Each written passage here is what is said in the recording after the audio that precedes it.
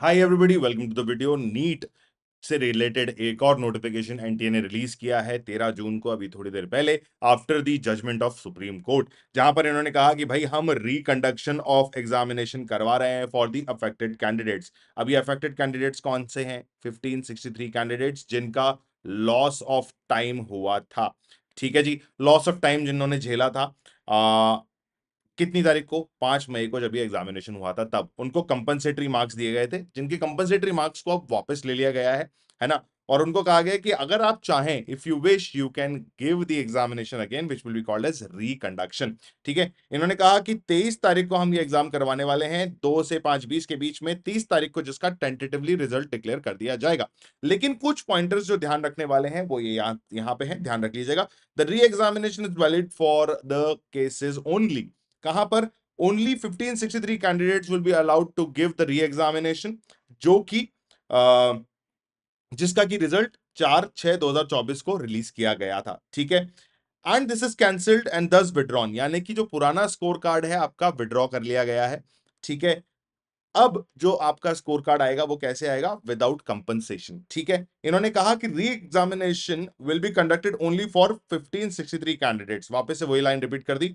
तीसरी लाइन में इन्होंने कहा है कि the result of those affected candidates who do not wish to appear for the reexamination will be declared on the basis of their actual marks, यानी कि without compensation के आपका जो मार्क्स है वो आपको दे दिया जाएगा अगर आप पेपर नहीं देना चाहते हैं तो।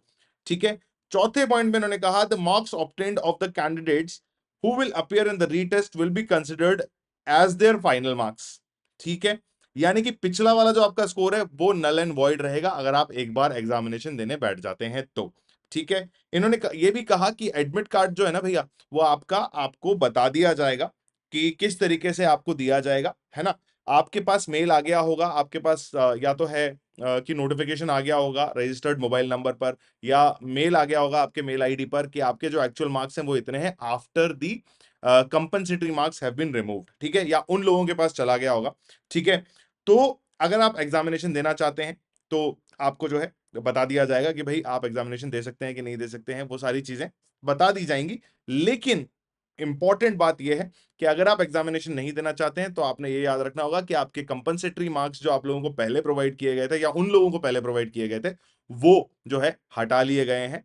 सबकी स्कोरिंग एक जैसी हुई है। ठीक है, और 30 जून को जो है फाइनल रिजल्ट डिक्लेयर किया जाएगा, which is again a tentative date. इस बार ऐसा नहीं होगा कि लेट की डेट देकर के जल्दी रिजल्ट निकाल दिया गया है, तो इन्होंने कहा है टेंटेटिव पहले ही। ठीक है, कि भाई हो सकता है हम निकाल दें, हो सकता है हम ना निकालें, हो सकता है हम पहले निकाल दें, हो सकता है हम बाद में निकालें।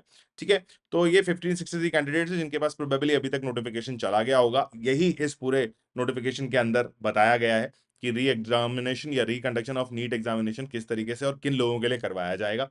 ठीक है जी, तो it is on you 1563 people कि आप क्या चाहते हैं, कि आप पुराने स्कोर से सेटिस्फाइड हैं या नहीं, है ना। और अगर नहीं है तो आप री एग्जामिनेशन दे सकते हैं, और फिर आपका जो सेकंड एग्जामिनेशन यानी कि री एग्जामिनेशन हुआ है उसके बेसिस पे आपका फाइनल स्कोर मान लिया जाएगा, और फिर उसी हिसाब से जो है मेरिट लिस्ट वापस से निकाली जाएगी, ऐसा अभी लग रहा है। ठीक है, तो ठीक है यार, let's wait for the next notification जो कि आएगा एनटीए की तरफ से। ठीक है, एंड उसको लेकर के मैं फिर से आप लोगों के पास आऊंगा with a new video. Thank you so much for watching.